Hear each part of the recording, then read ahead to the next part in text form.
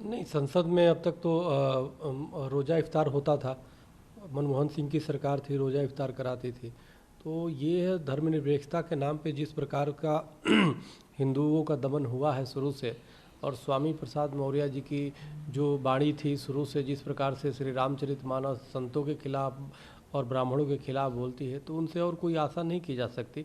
इस शुभ घड़ी में इसी प्रकार की खलल डालने वाले लोग हैं। ये ऐसे मक्खी हैं जो चाय और दूध में पड़ जाते हैं और पूरी ख़राब करने का प्रयास करते हैं। लेकिन ये लोकतंत्र का मंदिर है, ये कितना भी विघ्न डालने का काम करे वो कोई भी अंतर नहीं पड़ता है। रामचरितमानस में एक है ना, जो विश्वामित्र मुनि यज्ञ अनुष्ठान करते थे तो असुर उसमें आकर के विघ्न डालने का काम करते थे। जह जप यज्ञ योग मुनि करहीं तह मारिच सुबाहु डरहीं, देखत यज्ञ निशाचर धावहीं करहीं उपद्रव मुनि दुख पावहीं। जब सरकार कोई भी अच्छे काम कर रही है तो उसमें ये अपने वाणी से कलुषित मानसिकता को प्रदर्शित करके विघ्न डालने का काम करते हैं। तो त्रेता के असुरों की जो मानसिकता थी वही इस समय कलयुग के इन विपक्षी नेताओं की मानसिकता है। तो दोनों में कोई अंतर नहीं है।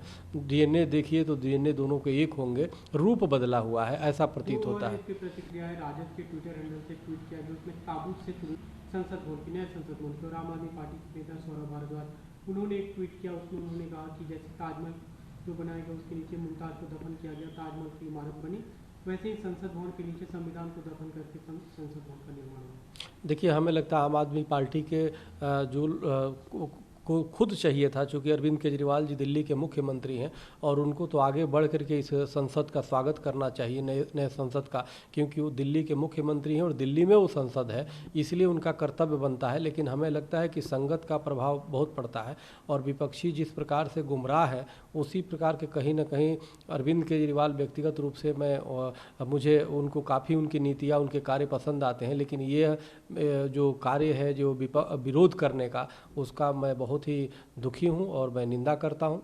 और यह मुद मंगल में संत समाजू काल ने में जिमि रावण राहु है ना, तो ये संगत का प्रभाव पड़ता है। जैसी संगत होती है वैसा।